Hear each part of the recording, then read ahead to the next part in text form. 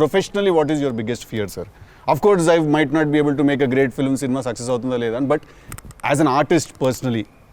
నేను అసలు తాడు బొంగరం లేనిలా బతుకుతాను నేను. నాకు అంత పెద్ద ఫీర్ ఏముంది?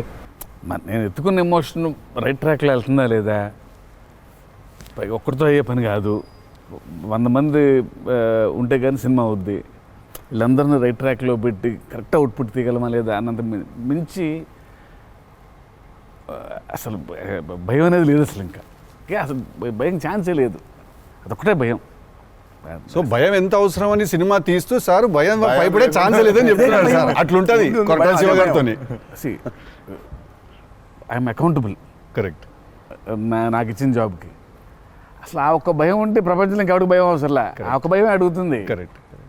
ఇంకెందుకు భయం? So accountability. యా అదే కదా భయం అంటే. ట్రూ.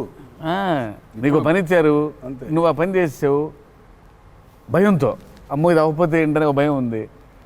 ప్రపంచం అంతా ప్రశాంతంగా ఉంటుంది ఎవడు పని అటు చేస్తే. పక్కనోడి పనుల్లో చేయి దూర్చి ఆయన ఇబ్బంది పెట్టి ఇది పెట్టి మనం చేయక ఇంతకు మించింది ఏముంది? ఎవడు పని చేస్తే అసలు భయం ఉన్నట్టే మనకు ప్రపంచంలో అంతా. ప్రపంచం అంతా అంతేగా. నీ భయం ఏంటి? నా భయం అన్న ఇంటర్వ్యూ అనుకున్నంత గ్రేట్గా రాదేమో అని విశ్వం చాలా కాన్ఫిడెంట్గా ఉన్నాడు. అంటే వాడు హోంవర్క్ చేసాడు. క్వశ్చన్ అడిగిన అద్దరిపోయింది. వాడు హోంవర్క్ చేసి వచ్చాడు, వాడు క్వశ్చన్స్ రాసుకుని. నేను రాసిన 2-3 ఓకే రైట్ అనుకున్నా. కానీ నాజే ఫ్యాన్ తెలుసుకోవాలని ఉంటుంది కదా, నిన్నేం భయపెడుతుంది? నాకైతే నేను ఆన్సర్ అయితే నేను నాకేం లేదు అన్నట్లు చెప్తే. నీకేం భయం? నాకేం లేదన్న. నీకు లేదు భయం? అట్లుండాలి, అట్లుంటుంది. హెల్త్ అన్న, హెల్త్ గురించి భయపడతా అంతే. మరి ఉంది కదా అంటే వాడికి దూరిన దాంట్లో నుంచి బయటికి ఎలా రావాలని భయం ఉంటుంది. భయం లేదు ఎవరికి లేదు ప్రపంచంలో. ఇతరులకు కూడా భయం ఉంటుంది. అంటే scariest thing for me is health sir. నా వేరే వాళ్ళు ఎవరన్నా కొంచెం సిక్కున్నా కూడా నాకు పాపం భయం అవుతుంటుంది. అది అన్నిటికంటే ముందు జాగ్రత్త అది ఉంటే ఎట్లన్నా పోరాడొచ్చు అనిపిస్తుంది. సో హెల్త్ గురించి భయం అవుతుంది. That is answer.